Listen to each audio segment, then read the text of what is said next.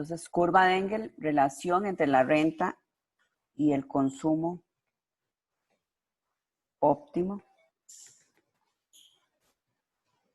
del bien. Entonces, por ejemplo, va a ser un gráfico donde vamos a tener en el eje Y, vamos a graficar aquí la renta,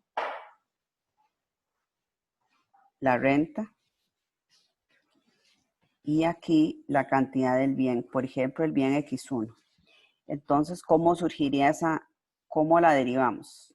Entonces, si tenemos curvas estrictamente convexas, como la de la Cobb-Douglas, entonces, ¿cómo vamos a derivarla? Vamos a darnos un óptimo. Entonces, cuando tenemos esta restricción, M entre P sub 1, aquí sería X1, y aquí M entre P sub 2, aquí sería X sub 2. Este óptimo me dice que si la renta es M, se va a consumir X sub 1 prima, 0. ¿Verdad?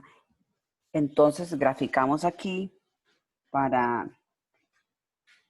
pongamos M sub 0, la renta M sub 0, para la renta M sub 0, este individuo consume X1, 0. Si aumentamos la renta, es un desplazamiento paralelo, ¿verdad? Habíamos dicho que es un desplazamiento paralelo de la restricción presupuestaria.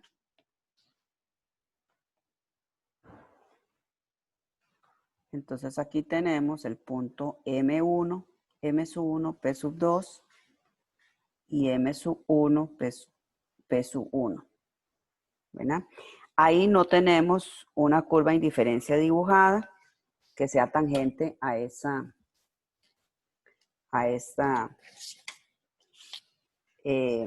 restricción presupuestaria. Si recordamos el concepto de homotesia, de homotéticas, preferencias homotéticas, si las preferencias son homotéticas, a lo largo de un rayo que sale del origen, que representa la relación X2, ese rayo representa la relación X2 entre X1, esta pendiente de aquí tiene que ser la misma pendiente de aquí. Entonces, la curva de indiferencia tiene que pasar por ese punto rojo.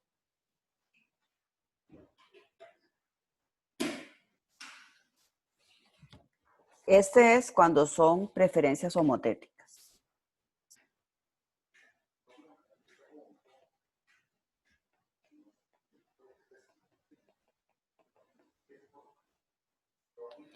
¿Por qué les digo que el equilibrio nuevo?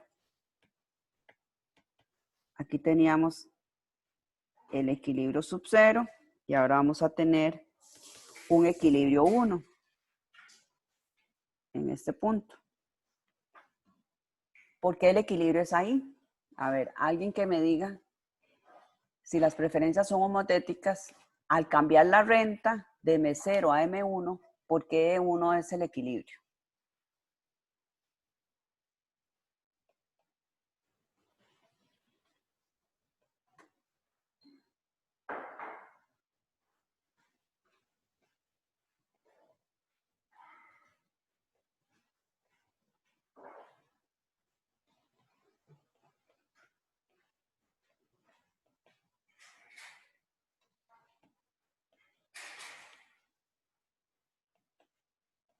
Entonces, alguien que me diga por qué ese es el equilibrio.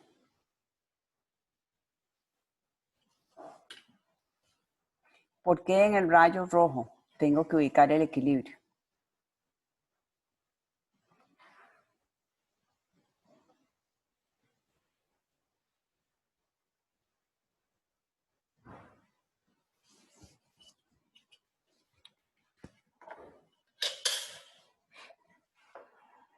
A ver, no todos.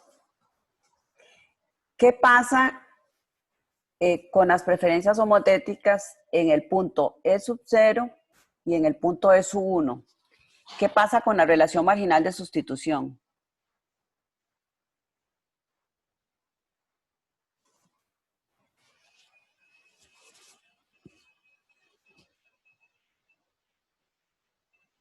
Relación marginal de sustitución en el punto E sub 0 es igual a la relación marginal de sustitución en el punto E sub 1, ¿verdad?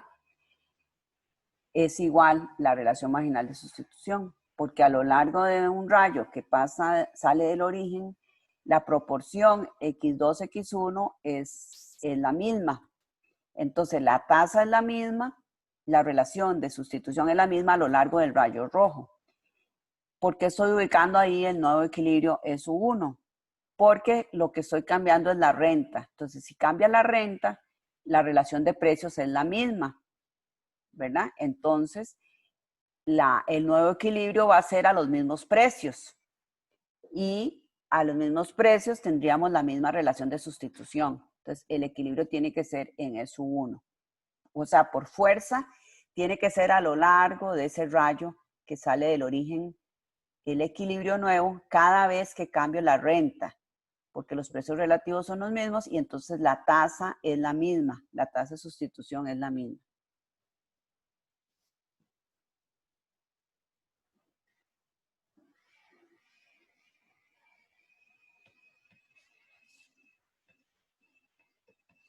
Entonces tendríamos una renta más alta y un consumo mayor, ¿verdad? Entonces, a estos puntos se le llama curva de Engel. Curva de Engel. Y esta línea recta roja se le va a llamar curva de oferta-renta. Curva de oferta-renta. En este caso, si las preferencias son homotéticas, los dos bienes son normales, ¿verdad? X1 y X2 son normales. Y entonces la curva de oferta-renta es dependiente positiva. Curva de oferta-renta pendiente positiva. ¿Por qué? Porque a mayor renta, más consumo de ambos bienes, pendiente positiva. Entonces, ¿qué pasaría? ¿Qué pasaría si tenemos X1 normal, un bien normal, X1 normal? No, vamos a hacer X1 un bien inferior y X2 un bien normal. Si esto pasara, ya las preferencias no son homotéticas, ¿verdad? No son homotéticas, no están representadas por la Cobb-Douglas. Entonces, aquí lo que tenemos es el bien X1, el bien X2, tenemos un equilibrio a este nivel de renta y en este nivel de renta se consume X1, 0, ¿verdad? Y entonces eso es porque ahí pasa una curva de indiferencia.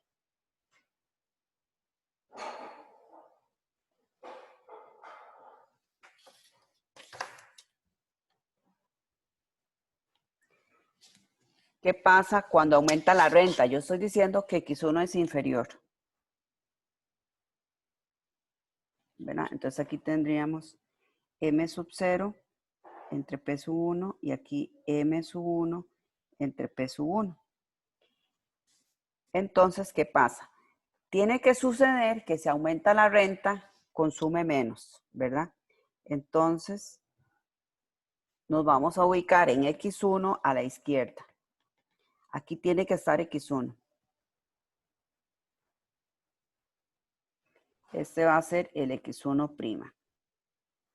O sea, aumenta la renta, disminuye X1, ¿verdad? Pero aumenta X2, porque si un bien es inferior, el otro tiene que ser normal, porque el individuo gasta toda su renta en los dos bienes. Entonces, si aumenta la renta y consume menos de un bien, dado los precios, por fuerza tiene que consumir más del otro bien porque él tiene que agotar su renta.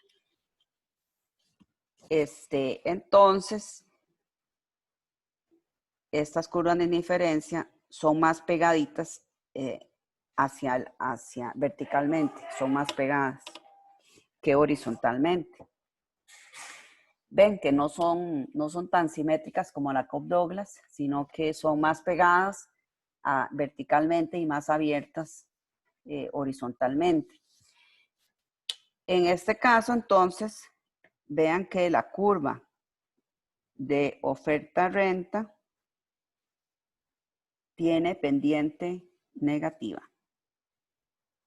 Curva de oferta-renta. Esta tiene pendiente negativa cuando hay un bien inferior. Pendiente negativa. Que serían las dos posibilidades, ¿verdad? Que el bien sean los dos normales o uno normal y uno inferior, ¿verdad? Pero no pueden ser los dos inferiores. Eso para que lo revisen.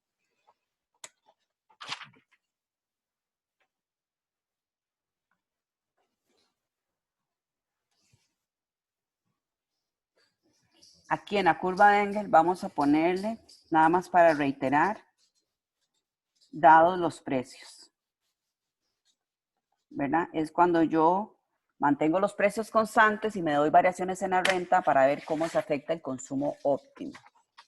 Entonces, en este caso, la curva de Engel sería renta, consumo del bien X1. Resulta que a la renta de M0, él consumía X1, 0, y al aumentar la renta a M1, él consume menos. Entonces, tenemos una curva de Engel de pendiente negativa, cuando el bien es inferior, ¿verdad?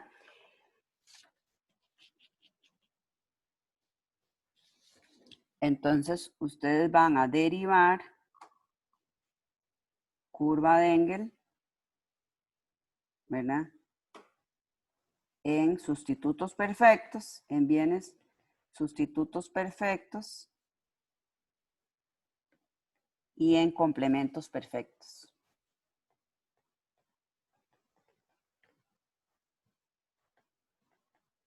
¿Verdad? Es sencillo, pero tienen que hacer, darse un equilibrio, ¿verdad? Se parte de un equilibrio y se da el cambio en la renta. Se parte de un equilibrio y se varía la renta.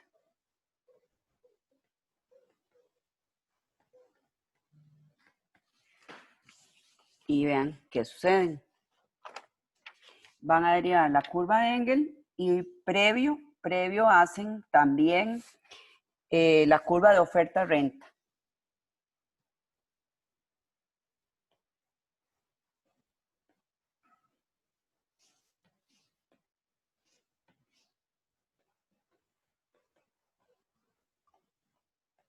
Oferta-renta y curva de Engel. ¿Ok? Esa es una posibilidad, el cambio en los precios. Entonces, ahora veamos, bueno, en sustitutos perfectos, complementos perfectos y la cuasilineal.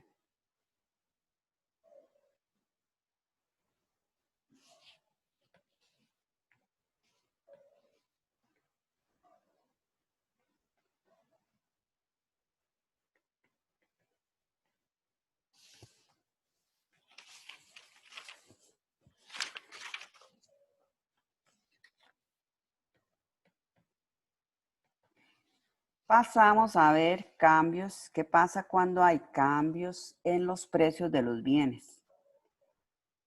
Estos cambios en los precios de los bienes es los que nos permite derivar la curva de demanda, ¿verdad? Porque con un determinado conjunto de precios hay un equilibrio.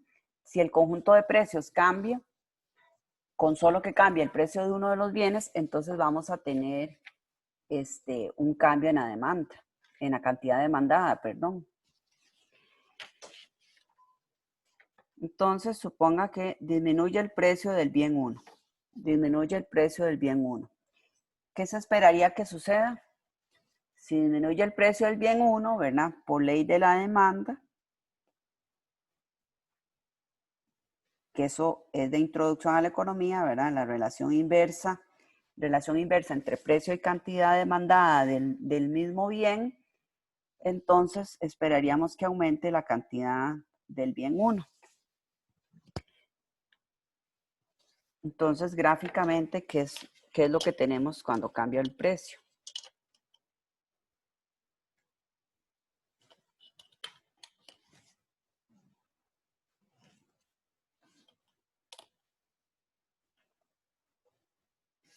Tenemos esta situación inicial, M entre P sub 2, los precios iniciales, M entre P sub 1. Esta es la cantidad del bien 1 y esta es la cantidad del bien 2, ¿verdad? Entonces tenemos un equilibrio. Para los bienes, generalmente tenemos que se cumpla la ley de la demanda, ¿verdad? Entonces, esta es la cantidad del bien 1.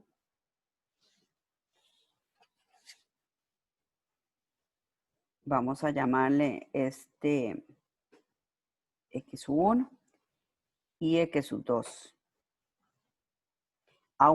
Disminuye el precio del bien 1. Entonces, cuando disminuye el precio del bien 1, yo puedo comprar más del bien 1. Entonces, puedo comprar más del bien 1. Entonces, va a tener M entre P sub 1 prima. El precio va a ser prima. ¿Ok? Entonces, de acuerdo con las curvas de indiferencia, bueno, siguiendo más o menos la forma que tienen, uno puede entonces ver que al bajar el precio del bien 1, consume más del bien 1, X1 prima. X1 prima. Y aquí también resulta que consumió más del bien 2, X2 prima.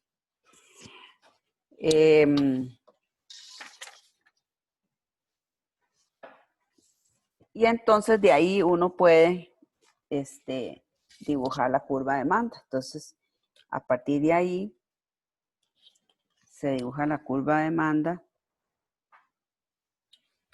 Vamos a llamar demanda ordinaria. X1, P sub 1.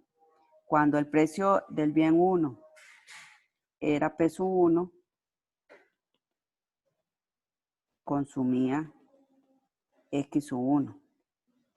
¿Verdad? Y cuando el precio bajó, pasó a consumir X1 prima. Aquí vamos a poner P sub 1 prima. Entonces, ¿qué me da eso? Mi curva de demanda. Esta demanda le vamos a llamar demanda ordinaria. O sea, la demanda ordinaria me representa las cantidades óptimas de consumo del bien cada vez que cambia el precio. Este es un bien regular, ¿verdad? Pero vamos a ver el bien Giffen. Profe, ¿cree que puedo poner la página anterior un toquecito?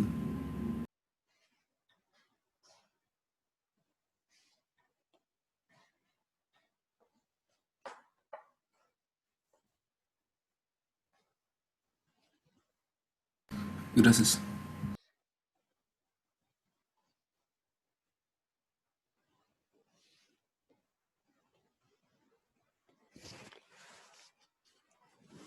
Hay un bien que le llaman given, el bien given. Entonces, el bien given es aquel que cuando disminuye el precio, también disminuye el consumo. O sea, es un bien muy rarísimo, ¿verdad? Que tiene una relación directa precio-cantidad. Relación directa precio-cantidad. Ahora vamos a ver por qué, cuál es la explicación, cómo surge. Eso ahorita lo vamos a ver. Nada más, de momento, lo que significa es que si uno consume la misma cantidad, si consumiera la misma cantidad al bajar el precio, le queda renta disponible para destinar al otro bien. Al disminuir el precio, aumenta el poder adquisitivo dado el ingreso, ¿verdad? Entonces, él, al quedarle renta disponible, consume menos de ese bien, pero consume obviamente más del otro bien. La variación del precio en estos bienes se consideran como una variación en la renta. Entonces, son muy improbables en la realidad, ¿verdad? Pero se les dio este nombre porque se observaba en algunos países, en algunas sociedades más bien, que se producía un bien que también se consumía. Ellos mismos lo producían y ellos mismos lo consumían. Entonces, cuando bajaba el precio era como una rebaja en su renta y entonces aprovechaban para consumir otros bienes. Vamos a ver por qué consumían otros bienes. Posiblemente tiene que ver con que es considerado un bien inferior. Entonces, el bien given, vamos a ir anotando eso acá.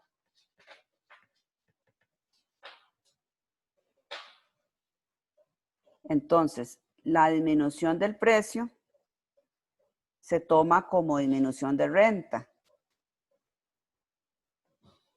cuando uno es productor del mismo bien. Cuando uno es productor del mismo bien, generalmente bienes agrícolas, y el ejemplo que se da es el de las papas en Irlanda, cuando las sociedades estas producían papas y a la vez la papa era el principal consumo que tenían. Entonces, cuando bajaban los precios, era como una rebaja en su renta y entonces ellos consumían menos de ese bien. Más bien sería un bien normal, ¿verdad?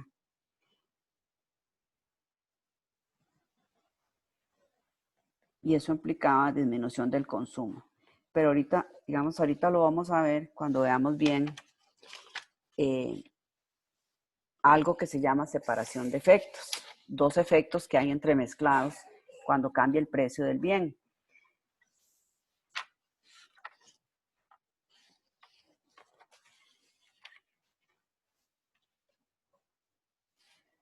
El bien given, bueno, vamos a también anotar acá que el bien given es un bien inferior.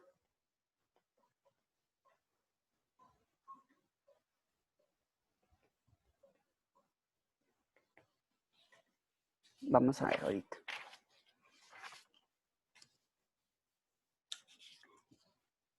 Ok, entonces vamos a ver. Aquí me faltó decirles que cuando yo uno los puntos de equilibrio, cuando cambian los precios, estos puntos se va a llamar curva de oferta-precio. Curva de oferta-precio. O sea, la unión de todos los puntos de equilibrio cuando cambia el precio del bien.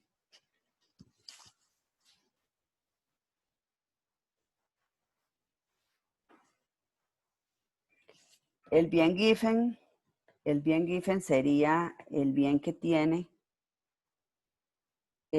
una relación directa con el precio. O sea que si el precio baja, consume menos, a diferencia de lo que se esperaría con un bien regular.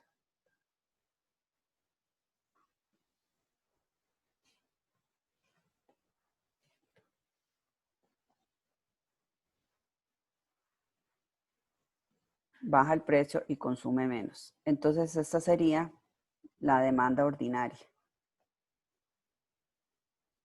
de un bien tipo given. Ok, ahora vamos a hablar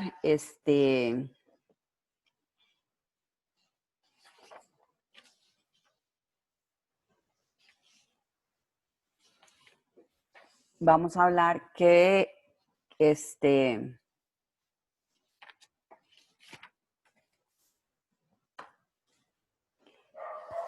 en el capítulo 8, del Variant,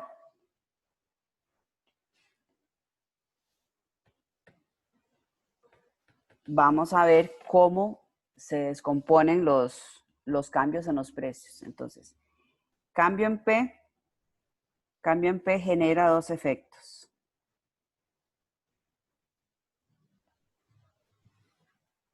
Genera dos efectos. Uno que vamos a llamar efecto sustitución,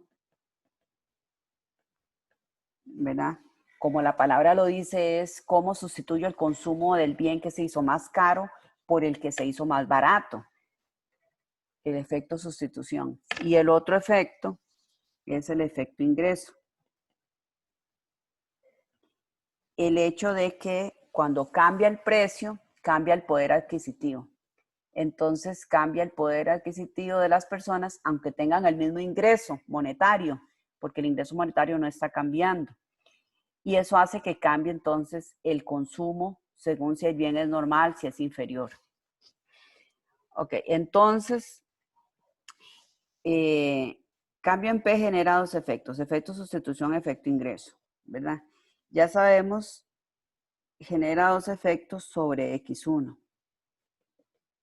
¿verdad? O sea, cambio en P implica siempre un cambio en X1, siempre.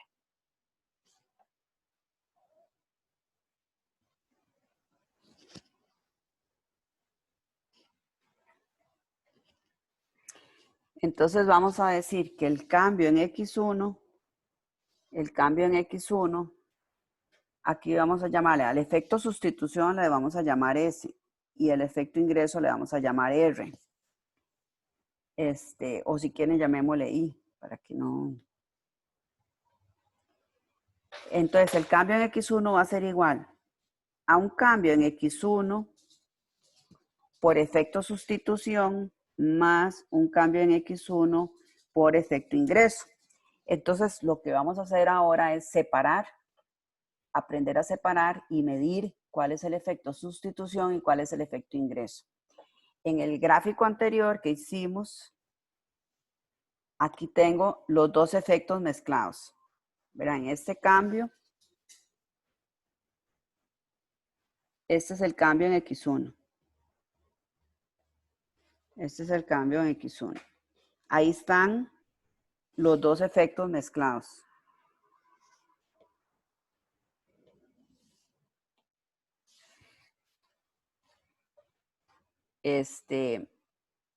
Acuérdese que aunque hablamos de un efecto ingreso, la renta está constante, ¿verdad?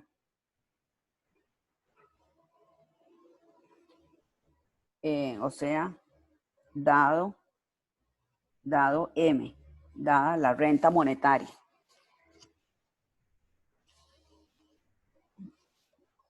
Ok, entonces, pues suponga que X1 y X2 son normales, son bienes normales, ¿verdad? Y aumenta el precio del bien 1, ¿verdad? Dado P2 y M, que son los determinantes de las demandas, ¿verdad? Entonces, ¿qué efecto vamos a tener? Vamos a tener, por un lado, un efecto sustitución.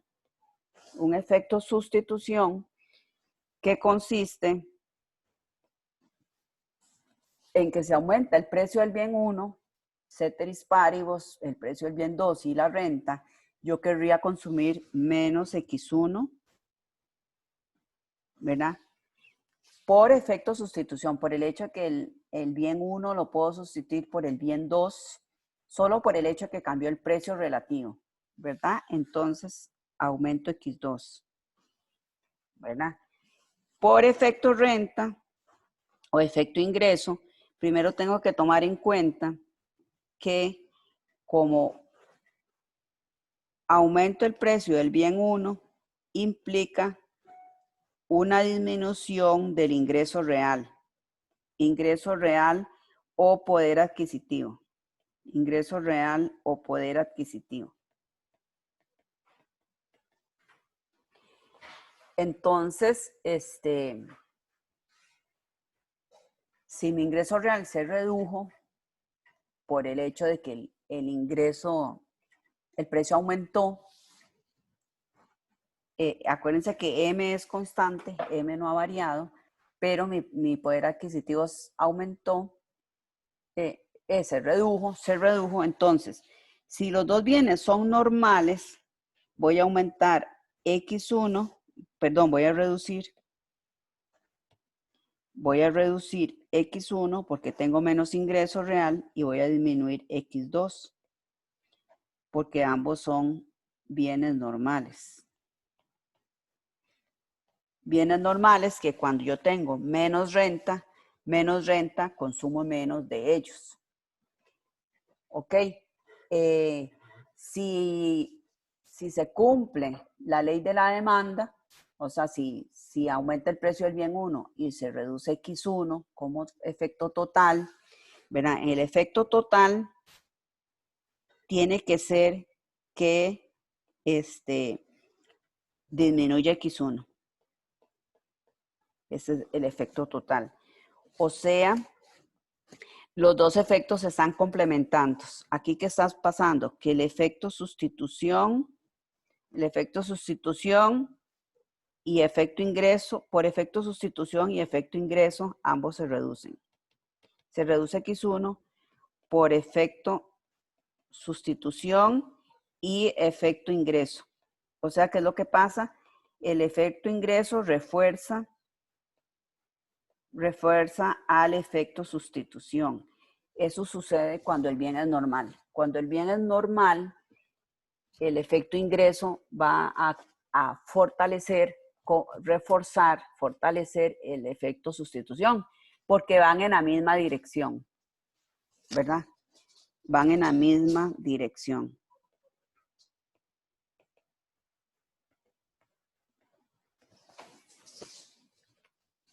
En el caso del bien X2, vean que hay dos efectos. Aumenta X2 por efecto sustitución y baja X2 por efecto ingreso. Entonces, en el bien X2 es indefinido. El efecto total puede ser que aumente o disminuya o se mantenga igual X2, ¿verdad?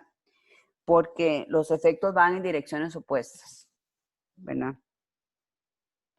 Porque efecto ingreso va en dirección opuesta al efecto sustitución. Va en dirección opuesta al efecto sustitución. Entonces, veámoslo gráficamente. Entonces, veamos esto que estamos diciendo de una aumento en el precio del bien 1, ¿verdad? Aumento del precio del bien X1.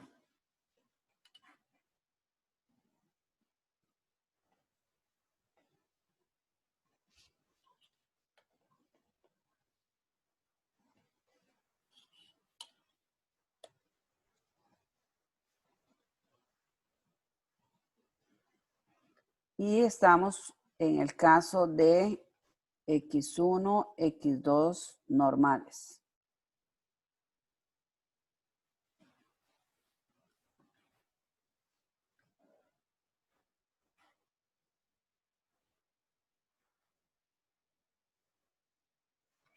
Entonces tenemos la situación inicial M entre P sub 1, M entre P sub 2. Y tenemos un equilibrio.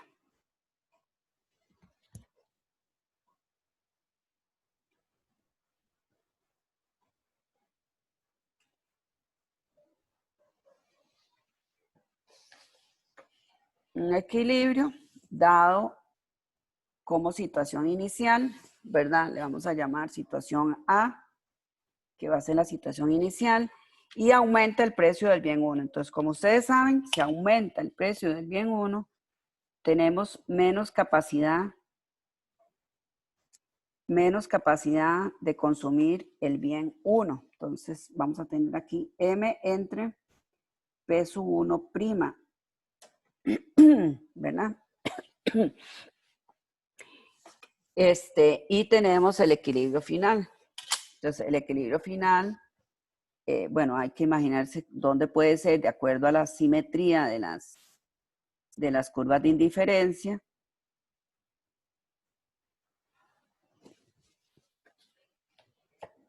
Entonces, digamos que es aquí en el punto C.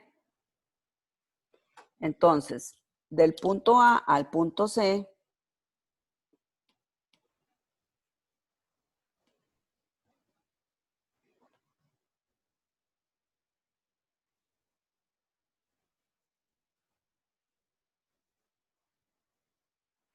es el cambio en X1, ¿verdad? Entonces, de A a C tenemos el cambio en X1, ¿verdad?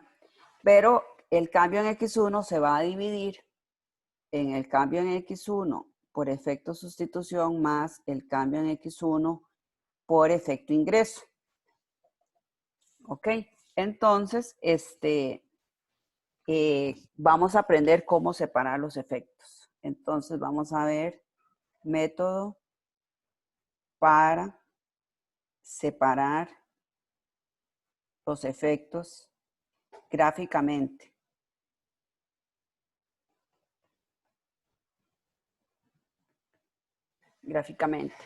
Entonces tenemos que identificar el efecto sustitución y el efecto ingreso. Entonces, el efecto sustitución es dejar que solo varíen los precios. ¿Cómo cambia mi consumo cuando solo varían los precios?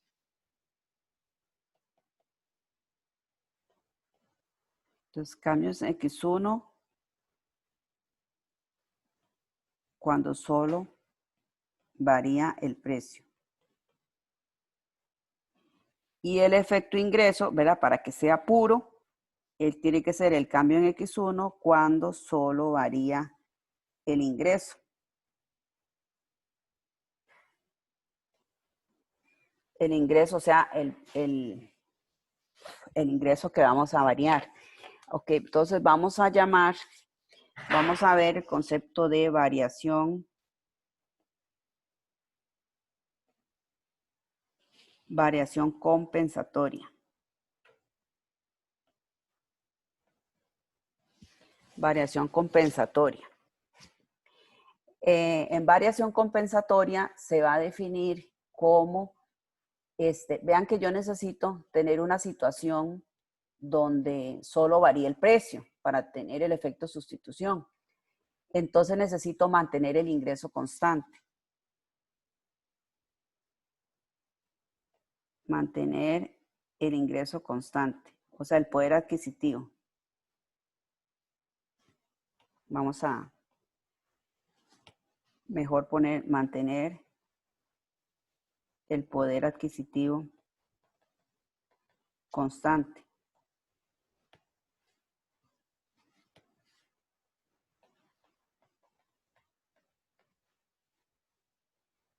Ok, ¿cómo mantengo el poder adquisitivo constante?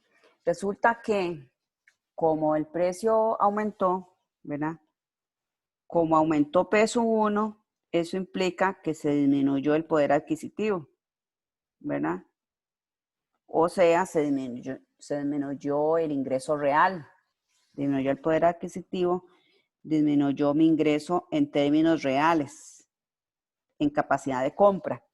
Entonces, para yo mantener ese poder adquisitivo, ¿verdad? Entonces, la variación compensatoria es dar una variación del ingreso monetario, una variación del ingreso monetario, dar una variación del ingreso monetario para compensar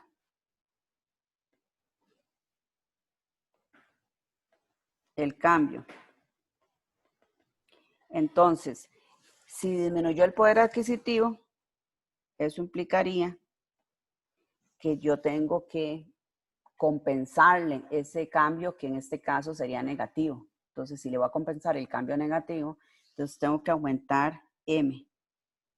Esa es la variación compensatoria, darle un ingreso adicional porque se le redujo el poder adquisitivo, para yo poder saber cuál es el efecto sustitución, ¿verdad? Entonces, hay dos métodos, o sea, hay dos variaciones en M que puedo hacer.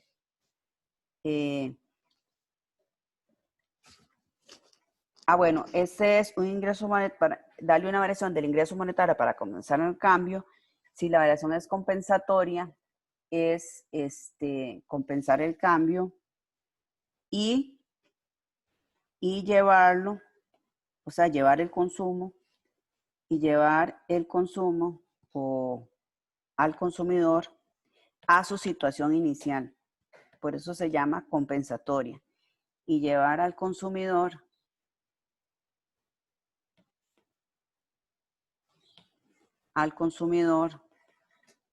a la situación inicial.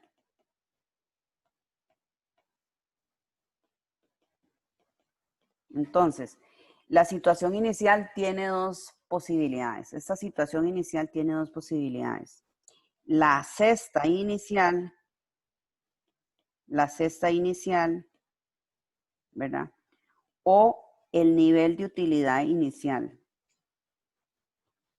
Entonces, uno se preguntaría, bueno, usted le quiere dar una variación en el ingreso para compensarle, en este caso, porque disminuyó su poder adquisitivo y llevarlo a la situación inicial. Pero bueno, ¿a qué nivel?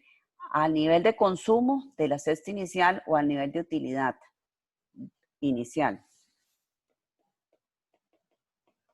Se puede hacer las dos cosas, Un economista llamado Ed Slosky propuso el método de llevarlo a la cesta inicial. Ed Slosky. Entonces, si hacemos variación compensatoria, puede ser a la Slosky o puede ser a la Hicks. Ok, entonces hagamos primero a la Slosky. Una variación compensatoria a la Slosky. Entonces, partimos del gráfico y vean qué sencillo que es. El individuo estaba en el punto A. Ahora está en el punto C. Ese es el efecto total de la variación del aumento en el precio del bien 1. Entonces, resulta que como el precio aumentó, redujo su consumo de X1 a X1'.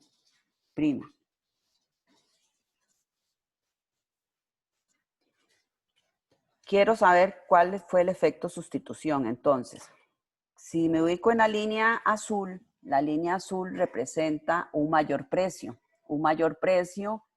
que significa un menor poder adquisitivo, Entonces, para mantener el poder adquisitivo constante, le tengo que dar una variación a los precios nuevos, al Slosky sería darle este ingreso. Entonces, esa línea roja es el ingreso que le tengo que dar a los precios,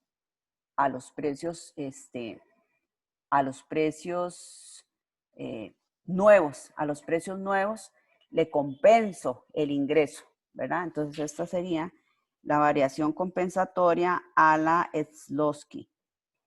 Esa sería la variación compensatoria a la Shlodsky. ¿Hay alguna duda?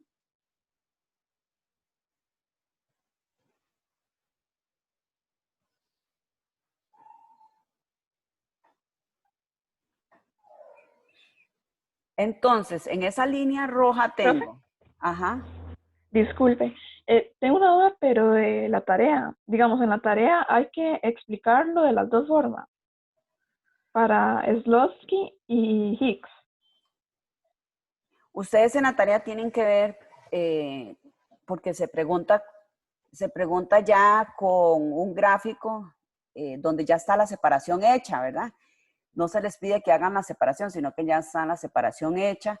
Entonces, y no tiene letras ni nada, ¿verdad? Entonces tienen que hacer pruebas de qué fue lo que pasó ahí.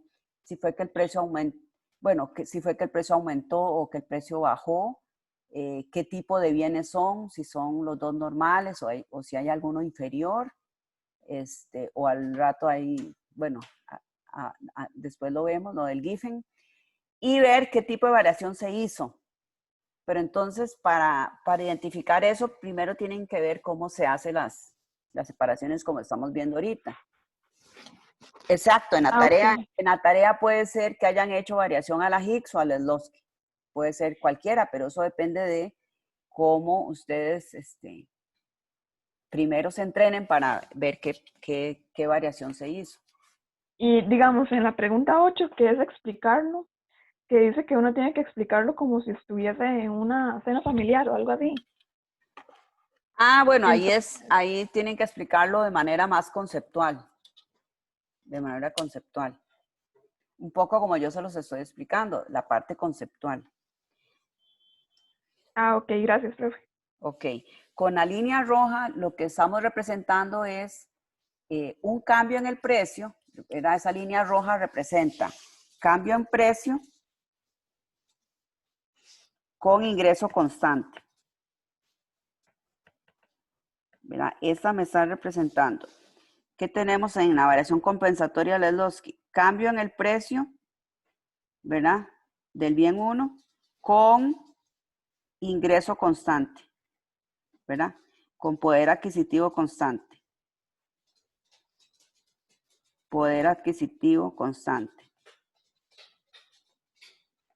Eso es lo que tengo en la línea roja. Entonces, cuando yo siga las curvas de indiferencia, sigo las curvas de indiferencia y entonces veo que esa tangencia se pudo haber dado aquí. Entonces, a este punto le voy a llamar B. Y de A a B es un cambio que es el cambio que resulta de cambiar el precio, manteniendo el poder adquisitivo constante. O sea, que de A aquí, vamos a borrar de A aquí al X1B, le voy a poner B por el nombre del punto. De aquí a aquí, ¿cómo se llama este cambio? A ver, un punto para el que me diga cómo se llama ese movimiento. De X1 a X1B.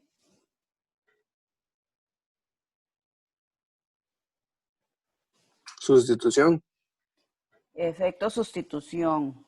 Vamos a darle un punto entonces a Mario. Mario Acuña.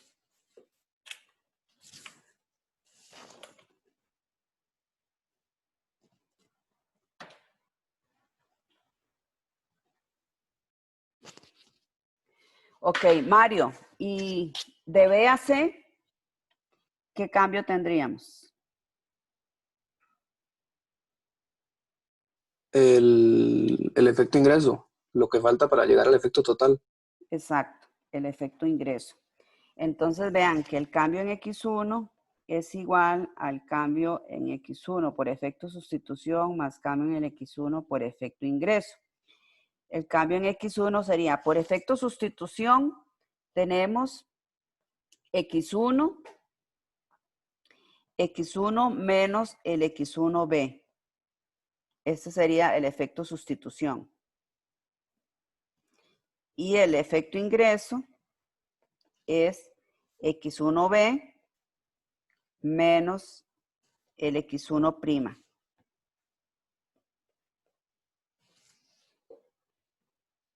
¿Verdad?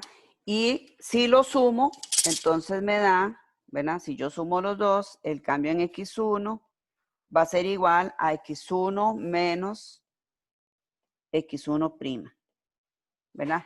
Porque los X1B se cancelan. Los X1B se cancelan cuando yo sumo los dos efectos. Ok, entonces, ¿qué pasó de B a C? Que de B a C yo dejé que el poder adquisitivo se redujera. O sea, estoy dejando que varíe el ingreso y viendo cómo se comporta él. Entonces, de B a C, lo que yo estoy determinando es el efecto ingreso, porque estoy dejando que varíe el ingreso. Y estoy manteniendo los mismos precios. Vean que los precios de la línea roja son los mismos precios de la línea azul. Aquí le vamos a poner una marquita para que no se les olvide que esta pendiente es igual que esta pendiente. Esa sería la variación compensatoria a la Szlosky, ¿verdad?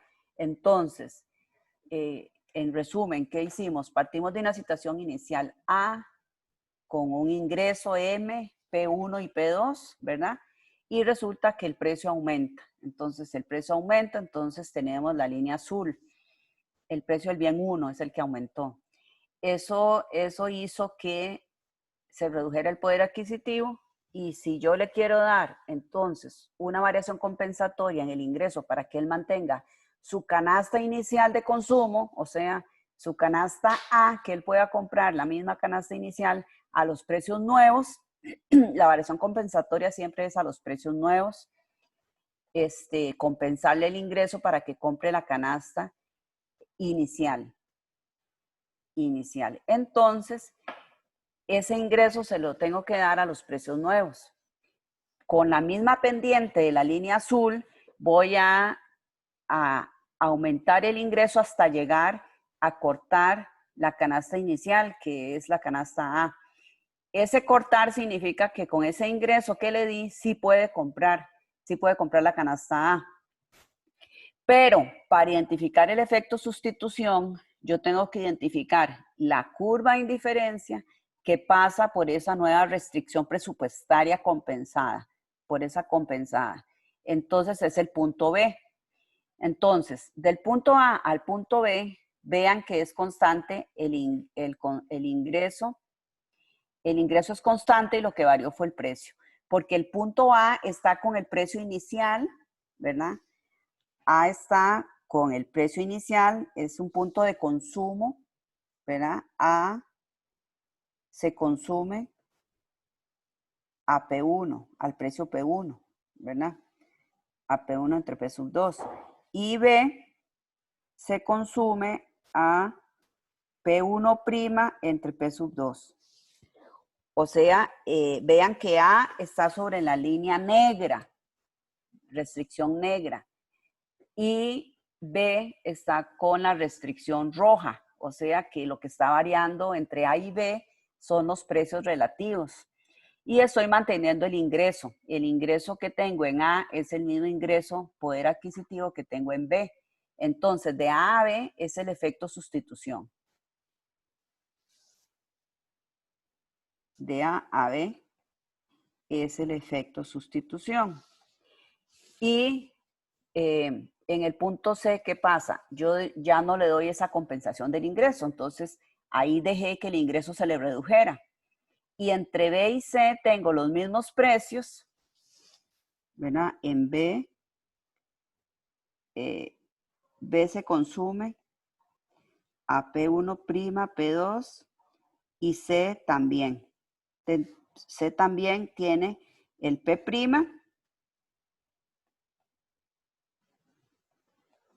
¿verdad? Están en las mismas precios relativos, pero cambió el ingreso. Entonces, cambió el ingreso. Entonces, o sea, y cambió el poder adquisitivo. No digo ingreso porque el ingreso M no ha variado. Entonces, de B a C tengo el efecto, de B a C voy a tener el efecto ingreso, ¿verdad? Bueno, yo espero que conceptualmente lo repasen bien y entiendan bien conceptualmente, porque para efectos de hacer casos, uno puede hacer muchísimos casos, ¿verdad? Y no se puede uno aprender los casos, tiene que aprenderse la lógica, no perderse en cómo hacer la variación, no perderse en cuál restricción estoy, en cuál relación de precios, en cuál poder adquisitivo estoy. Eso tienen que ubicarse muy bien ustedes. ¿Tienen alguna duda? ¿Alguna pregunta? Profe, Ajá. ¿puedes explicar bien cuál es la diferencia entre la variación compensatoria y la variación equivalente? Ahorita la vamos a ver. Ah, Ahorita ok, perfecto. lo que voy a ver ahorita es a la Higgs. ¿Qué pasa si yo le doy la variación a la Higgs? Entonces, la diferencia en este gráfico, si le doy una variación a la Higgs, vamos a hacerlo en amarillo. A ver, si le doy una variación a la Higgs es darle una variación para que él alcance la misma utilidad. Entonces vean que en la misma pendiente de C, le voy a dar la variación, pero no hasta el punto A, como fue la roja, sino que va a ser antes, porque va a ser trazando una paralela del azul que toque la curva de indiferencia inicial. Entonces, esta sería la variación compensatoria a la Higgs, la amarilla. Lo miran. Miran la diferencia entre la amarilla y la roja. Profe, yo no entendí bien esa. ¿Podría volverlo a decir? Sí, la variación compensatoria de la Higgs, que la vamos a hacer con amarillo, ¿verdad? Va a ser diferente a la de Losky que la hicimos con rojo porque a Higgs yo tengo que darle una variación en el ingreso que lo lleve a la misma utilidad. Entonces vean que la misma utilidad va a estar antes del punto B. Ahí lo que hay es una tangencia. Vean, voy a borrar la línea amarilla otra vez. Voy a buscar con la misma pendiente del precio nuevo, que es la línea azul, voy a buscar la tangencia de la curva de indiferencia. Entonces, esta va a ser aquí.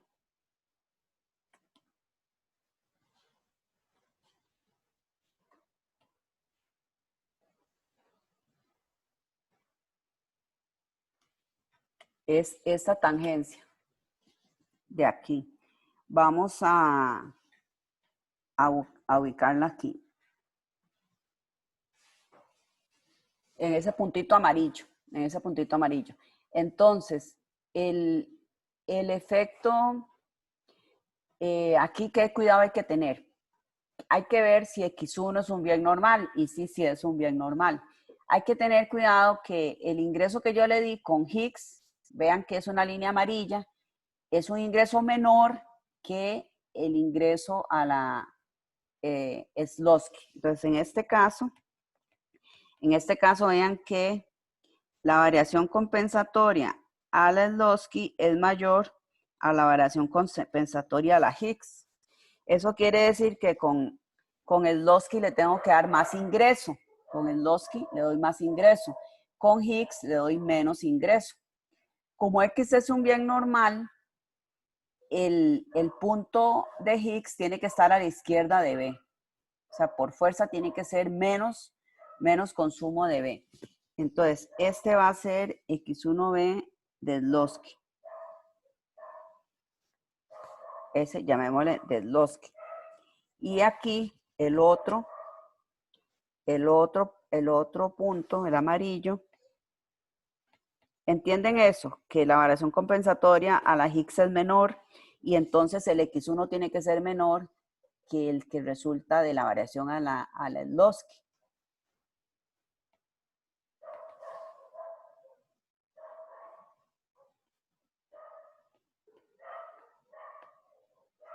Entonces, este punto va a ser el X1B, pero este va a ser a la Higgs. O sea, el amarillo es a la Higgs. Eso es importante. Entonces, comparando Higgs con Zlotowski, en este caso, que aumenta el precio del bien 1 y los dos bienes son normales, ¿cuál efecto sustitución es más grande? Alguien que me diga. El efecto de sustitución a la Higgs es más grande que el Slows. Exacto. Porque estos efectos, este efecto sustitución es a la Zlotowski, ¿verdad? Y este efecto ingreso es a la Zlotowski. Ahora, marquemos el de Higgs. El de Higgs va a llegar de aquí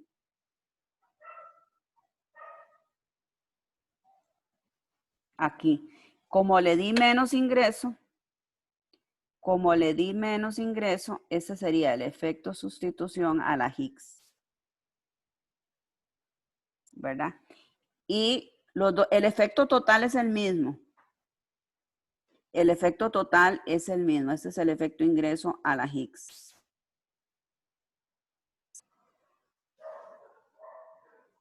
Entonces, el efecto total es el mismo, pero la separación por los dos criterios, Higgs o Zlotowski, genera una diferencia en la magnitud de los efectos.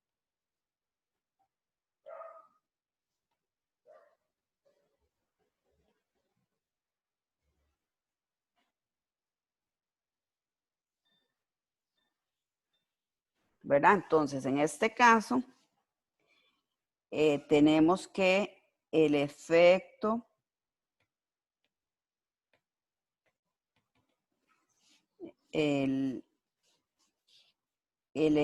sustitución a la Higgs es mayor al efecto sustitución al Zlotowski.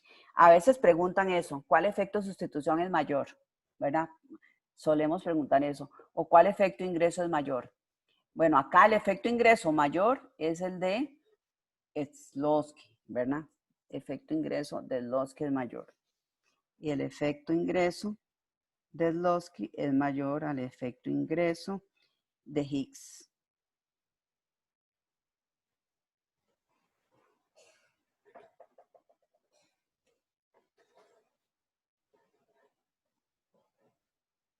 Ok, ahora vamos a, ya que el compañero preguntó, vamos a ver la variación equivalente.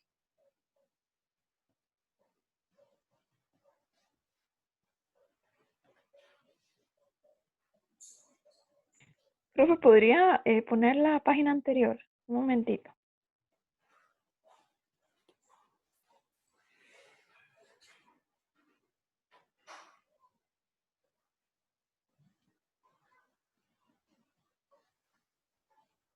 Gracias.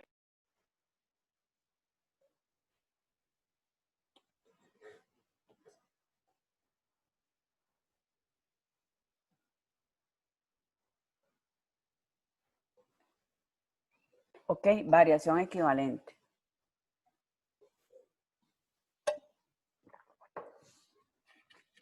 La variación equivalente es también una variación en el ingreso,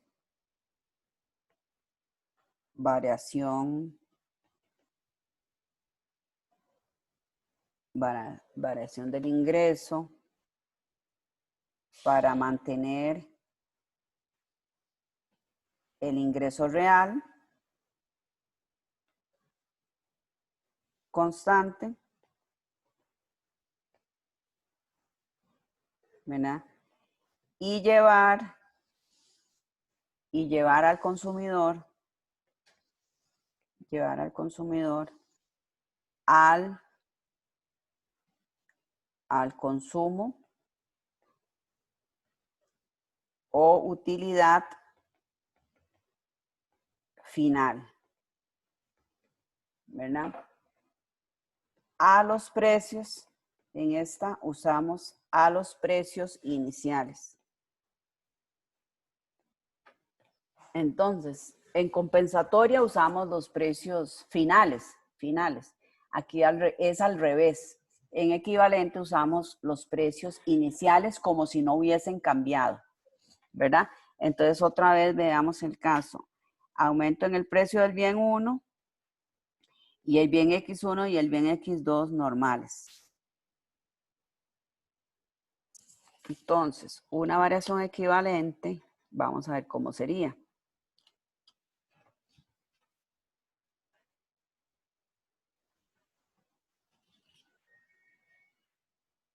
Consumo del bien 2, consumo del bien 1.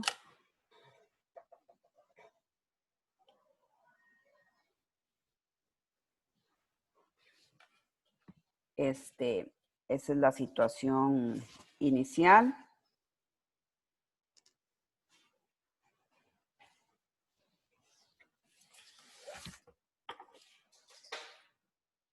El punto A, que vamos a llamar el punto inicial, y se consume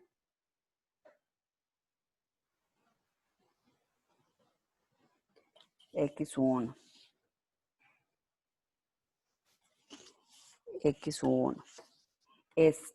Aumenta el precio. Entonces,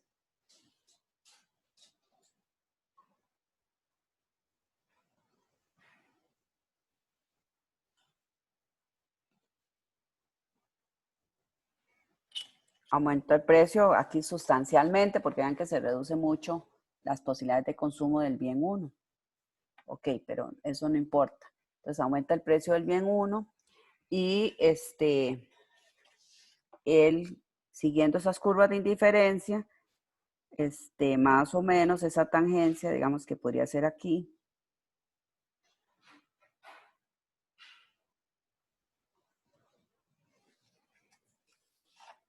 Y este sería el punto C, el punto final. Entonces, hay que hacer la separación de los efectos. Este punto sería el X1', ¿verdad? Pasamos de X1 a X1'. ¿Cuál sería la variación equivalente? Entonces, la variación equivalente, como dice la definición, nosotros le vamos a dar una variación en el ingreso para llevarlo a su situación final a los precios iniciales. Entonces, vamos a usar la línea azul y usar esa pendiente. O sea, vamos a usar los precios iniciales. Precios iniciales sería la línea azul, ¿verdad? Vamos a poner aquí. Precios iniciales sería la restricción presupuestaria azul.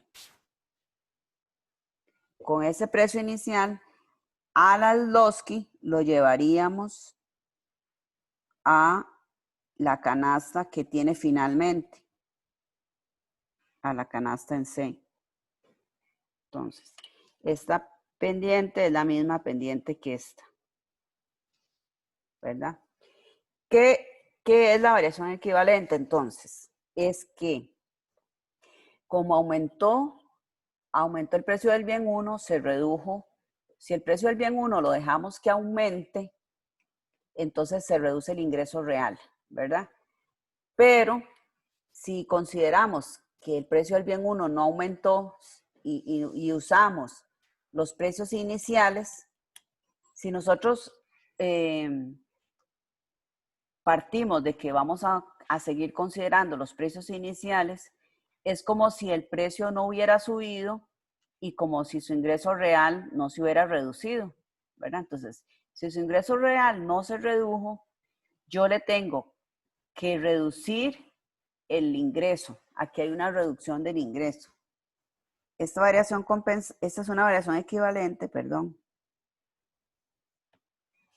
Esta es una variación equivalente al Slotsky, ¿verdad? Porque pasa por la canasta. Al Slotsky tiene que pasar y cortar la canasta. Es decir, poder comprar esa canasta. Vean que si yo sigo usando los precios iniciales como propone el equivalente, significa que yo no estoy dejando que su ingreso real se reduzca. Por efecto de precios, no estoy dejando que su ingreso real se reduzca. Entonces, por efecto de ingreso, le voy a tener que quitar ese ingreso para hacer la equivalencia a si el precio lo hubiéramos dejado que subiera. Entonces, por eso esta variación equivalente es una reducción del ingreso, ¿verdad? Como usa el precio inicial,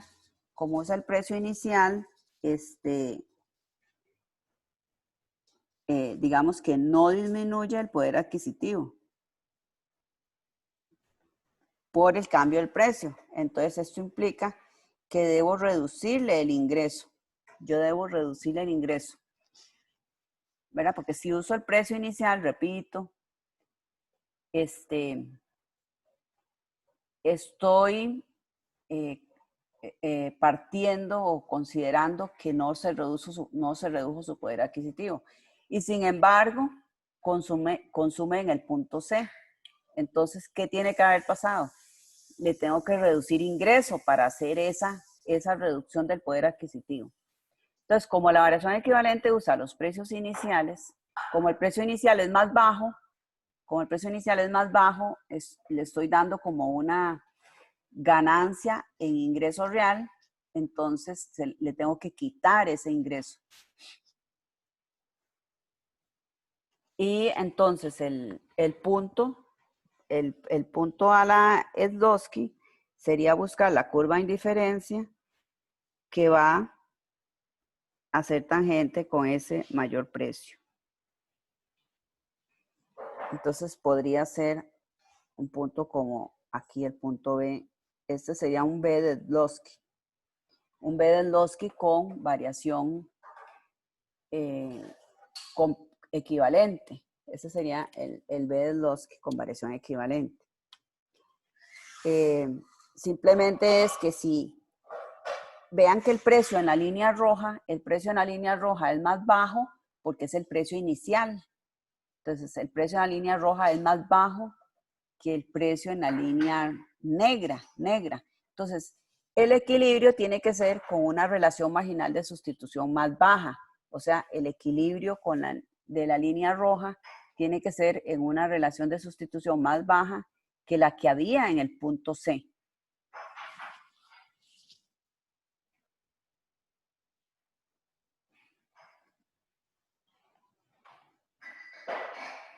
En el punto B.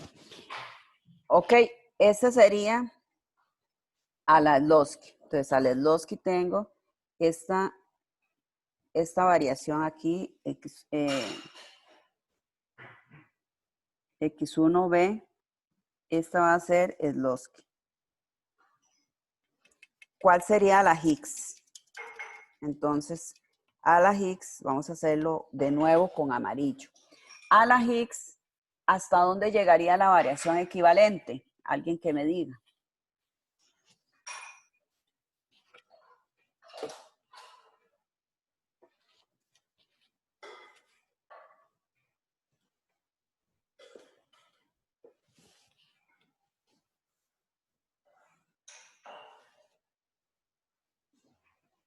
Si vamos a hacer una variación equivalente a la Hicks,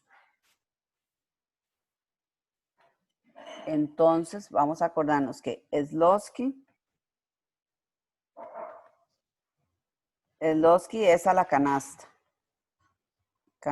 final. C. Y Hicks es la utilidad final. Entonces, esa variación va a ir desde de la línea azul, que es el precio inicial, a buscar la tangencia con la curva de indiferencia.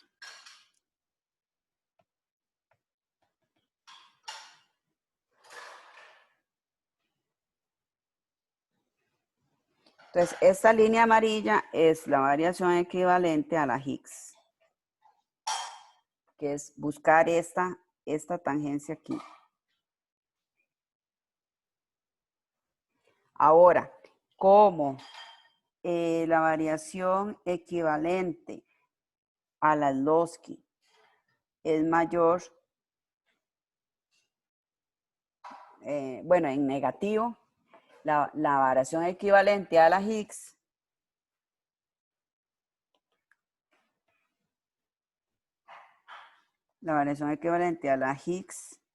¿verdad? Es mayor a la variación equivalente a la Slotsky, ¿verdad? O sea, le quité más ingreso.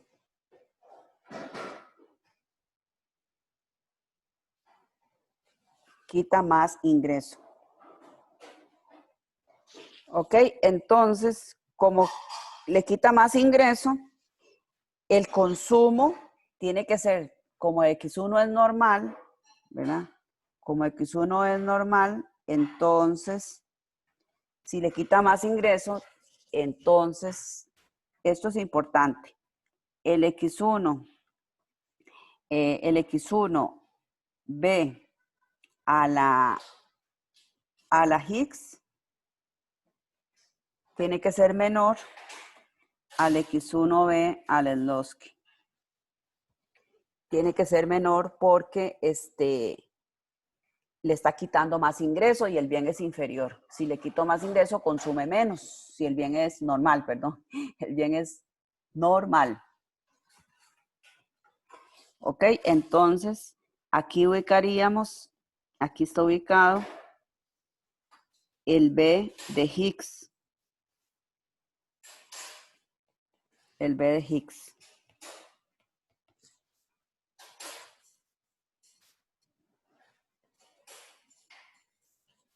En este punto. Y entonces, este es el X1B de Higgs. ¿Verdad? Entonces, ¿cuál efecto sustitución es mayor? El efecto sustitución de Slotsky o el de Higgs.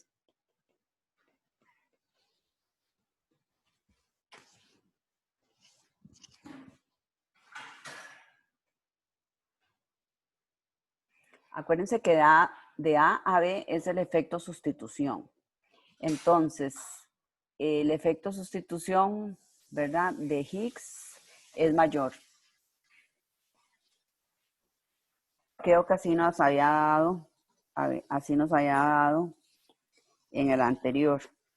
El efecto sustitución de Higgs es mayor. Entonces, con las dos variaciones, vean que con las dos variaciones, el efecto sustitución de Higgs es mayor que el efecto sustitución de Slotsky. ¿Lo ven? Y entonces pasa lo contrario, que el efecto ingreso de Slotsky, va a ser mayor al efecto ingreso de Higgs. ¿Tienen alguna consulta? ¿Cómo lo ven?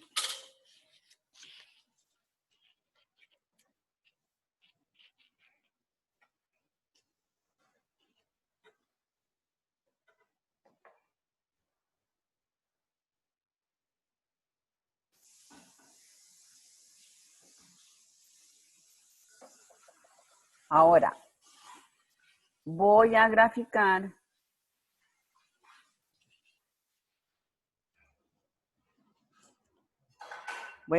aquí abajo la demanda ordinaria y otra que vamos a llamar demanda compensada.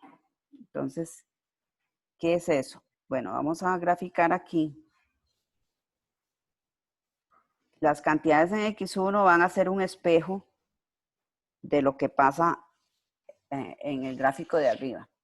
Entonces, cuando teníamos P1, el precio inicial que era más bajo y después aumentó, entonces era aquí.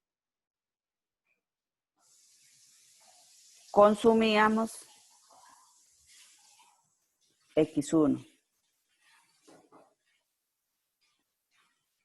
¿Verdad? Ese es un punto de mi demanda. Ese es un punto de mi demanda. P1, X1. Resulta que cuando el precio subió a P1', mi consumo se redujo a X1'. ¿Verdad? Esta se llama lo que conocemos nosotros como la demanda ordinaria, demanda marshalliana. Entonces, esta es la demanda marshalliana. La demanda marshalliana tiene los dos efectos. ¿Verdad? Tiene el efecto de los dos efectos. Tenemos otra demanda que podemos graficar, que es muy útil para análisis económico, que es lo que se llama la demanda compensada.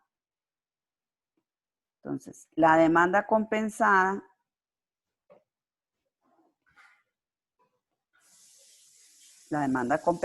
es aquella demanda que solo mide el efecto sustitución.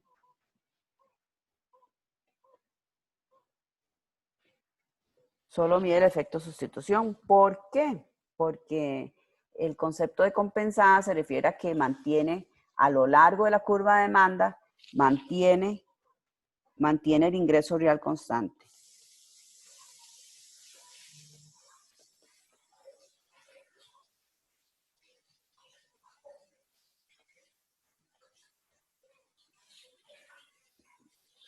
Mantiene el efecto o sea, el ingreso real constante, el poder adquisitivo constante. Entonces, con variación equivalente, vamos a ver cómo medimos entre X1 y X1', tenemos que medir solo el efecto sustitución, ¿verdad? Ah, hay un error aquí, ya me acordé. En el gráfico de arriba, con variación equivalente, como yo estoy manteniendo los precios iniciales, estoy manteniendo los precios iniciales y entonces la línea azul tiene la misma pendiente de la línea roja. Ahí lo que estoy variando es el ingreso, estoy manteniendo los precios y variando el ingreso. Entonces aquí tengo que hacer una corrección. De A a B, los precios se mantienen, ¿verdad? Los precios se mantienen y lo que varía es el ingreso. Y el ingreso varía. Entonces, lo primero que yo mide el efecto ingreso. Perdón. Con variación equivalente, lo primero que yo encuentro es el efecto ingreso. Entonces, de X1 a X1BS es al Slotski. De aquí a aquí, esto es efecto ingreso. Efecto ingreso. Y de aquí a acá es efecto sustitución. Efecto ingreso, efecto sustitución. Sí.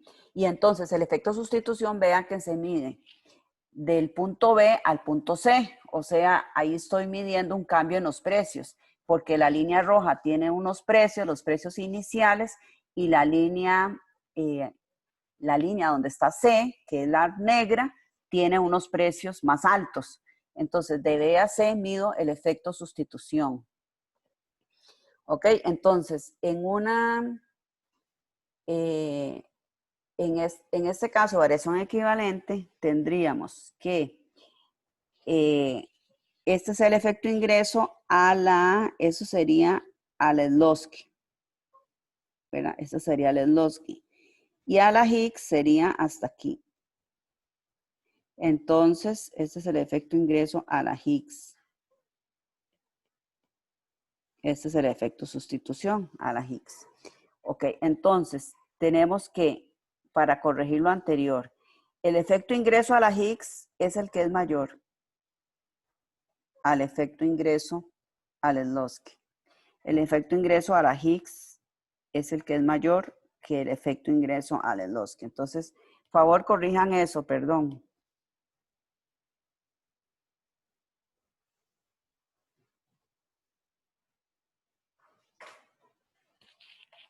Lo primero que encontramos en variación equivalente del punto inicial al punto intermedio es el efecto ingreso. Eso es muy importante, que uno se tiende a confundir. Ok. En el gráfico de abajo, entonces, resulta que el precio subió, perdón, de P1 a P1'.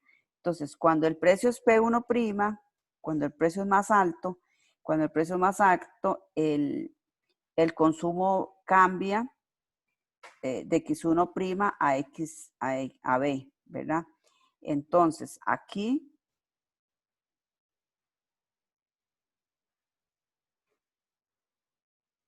ok, entonces aquí iría el efecto sustitución.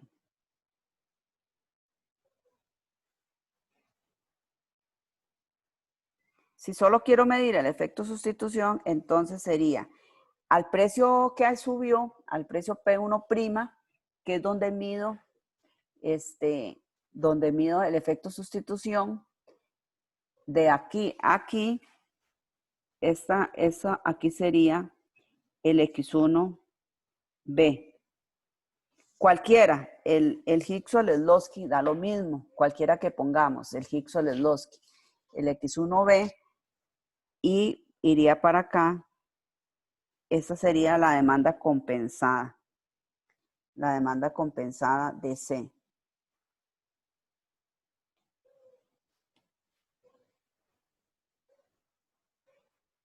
La DC. Entonces vean que sería más inelástica. La compensada es más inelástica. Eso también se suele preguntar. ¿Cuál demanda es más elástica o más inelástica? ¿La demanda compensada o la demanda marshalliana? ¿Verdad? Entonces, en este caso, esa sería la demanda compensada. Solo mide el efecto sustitución. Veamos la del gráfico anterior. Voy a pasar a la pizarra anterior.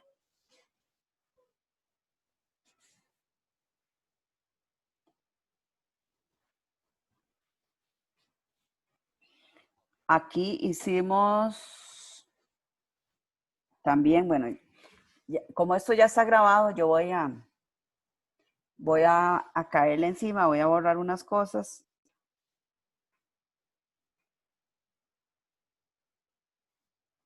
Para hacer el gráfico de las demandas.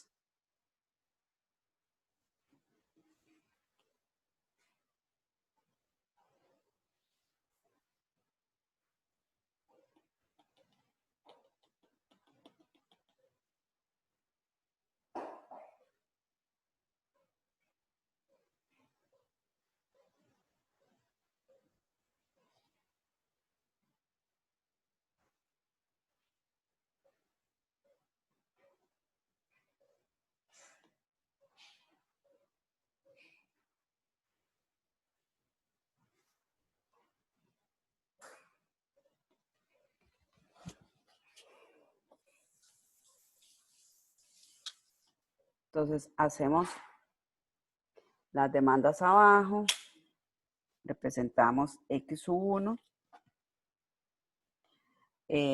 representamos P1 y P1'.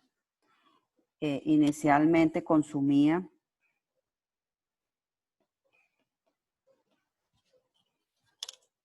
Vamos a hacer como espejo del eje de X1. Entonces, este espejo es X1, X1 y X1', ¿verdad? Y de aquí a aquí, esta es nuestra demanda marshalliana, ¿verdad? Esa es nuestra demanda marshalliana. Estamos, hasta ahí no hay dudas, ¿verdad?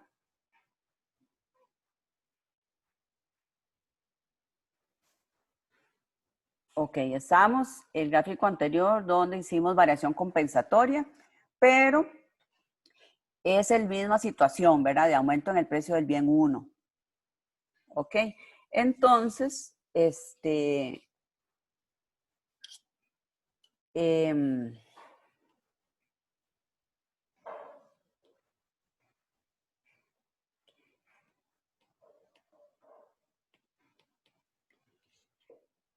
en la compensada, solo vamos, como dice el nombre compensada, vamos a dibujar la cantidad que consumiría solo por efecto sustitución. Entonces vean que el efecto sustitución es el de los dos, Hicks o Slosky, cualquiera. Hicks o Slosky, cualquiera, no importa cuál utilicemos. Cuando el precio aumenta, reduce el consumo. Esto es por efecto sustitución, ¿verdad? Entonces, cuando el precio aumenta por efecto sustitución, reduce la cantidad a X1B. Y esta va a ser la demanda compensada. Eventos aquí. La demanda compensada es más inelástica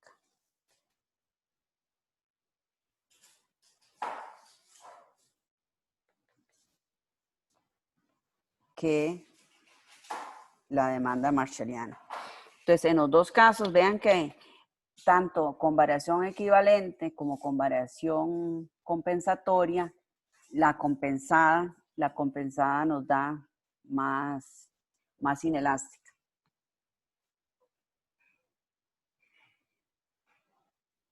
Cuando el precio aumenta, está bien, eso es lo que se reduce por efecto sustitución.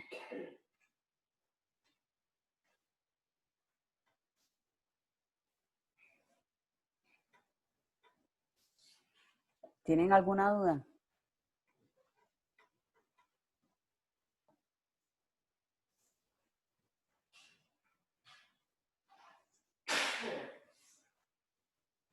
Y este es el efecto ingreso. Vamos a ver en el de variación equivalente,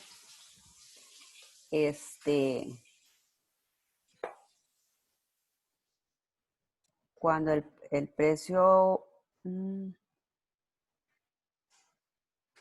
¿cuál es el efecto sustitución? El efecto sustitución es el que está de último. Entonces, la cantidad bajaría de X1 a X1B.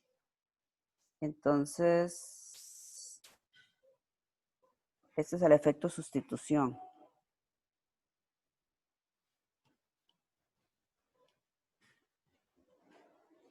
¿Verdad? Ese es el efecto sustitución.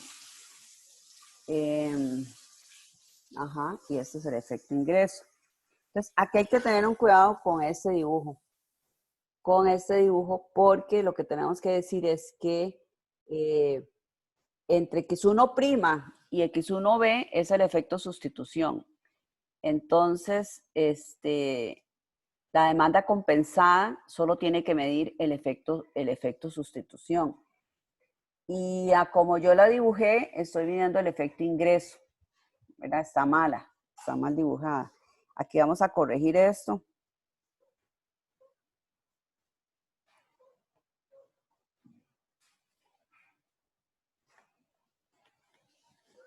Porque entonces lo que tiene que medir es el movimiento de X1' a X1B. Entonces va a ser de aquí, vamos a mantener el precio final más alto es el que se mantiene, y con un precio menor tenemos ese efecto sustitución. Entonces, esa es la demanda compensada. Siempre es más inelástica, pero estaba mal dibujada porque el cambio en el precio lo que me tiene que reflejar es un efecto sustitución. Entonces, vean que este cambio en el precio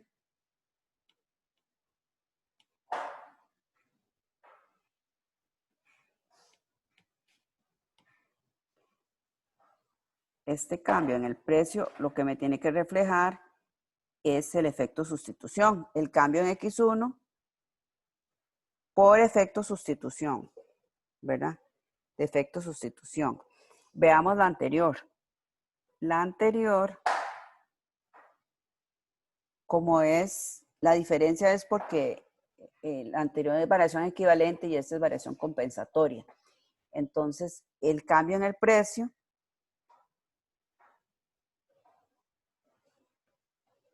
me tiene que medir el efecto sustitución. Este X1 por efecto sustitución. Entonces, en compensatoria, parten del mismo precio inicial. De aquí, parten del mismo precio inicial. Eso es por ser variación compensatoria, porque el efecto de sustitución me sale primero. Es la primera reducción en X1. En el otro caso, efecto sustitución, ¿verdad? En el otro caso, variación equivalente, el efecto sustitución me sale al final. Entonces, yo tengo que partir como punto común el precio final. Este es X1 por efecto sustitución. Entonces, bueno, ¿qué tendríamos que hacer? ¿Qué tendrían que hacer ustedes? Volver a revisar estos gráficos, hacerlos, ¿verdad? Familiarizarse con los conceptos que están detrás de los puntos y de los movimientos de las curvas y las pendientes. Vimos que los dos bienes son normales, ¿verdad? El viernes vamos a ver qué pasa si uno de los bienes es inferior, ¿verdad? Y qué pasa en el caso de los bienes Giffen. Vamos a ver eso.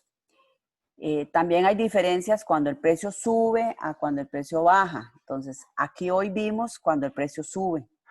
Ustedes en la casa,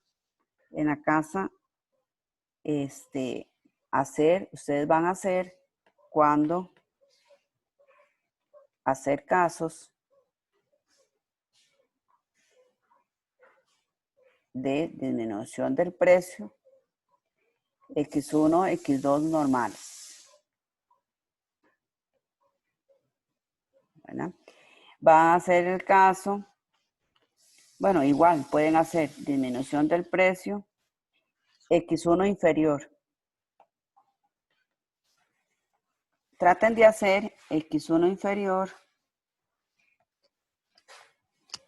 X2 normal. Entonces, el que me los haga y me los mande por correo y estén bien. Bueno, van a hacer, lo van a hacer para ustedes, variación compensatoria y variación equivalente, Hicks-Sheslovsky. De ahí hay que hacerlos todos, ¿verdad? No podemos hacer solo un tipo. Y el que sí va a hacer de tarea, ¿verdad? De tarea, un punto del examen parcial, que me los mande y estén bien hechos y los hayan hecho ustedes, ¿verdad? No se los hayan copiado a nadie. Van a hacer, estos son un gráfico para variación compensatoria, Hicks-Sheslovsky, ¿verdad? Y un gráfico para variación equivalente. O sea, tienen que presentar dos gráficos, con sus demandas. Como lo vimos aquí, el gráfico con la demanda se hace abajo. Entonces, total 4 gráficos. ¿Ok? Entonces, quedamos acá. No sé si tienen alguna duda. Profesor, ¿cuándo hay que mandarle eso? Jueves en la noche a las 10 de la noche. No, a las 10 no. Hasta ahora tengo que estar ya buscando cama. O a las 8 p.m. ¿De acuerdo? Bueno, entonces, feliz martes y sigan adelante. Ya saben que cualquier duda, consulta de la tarea, con mucho gusto.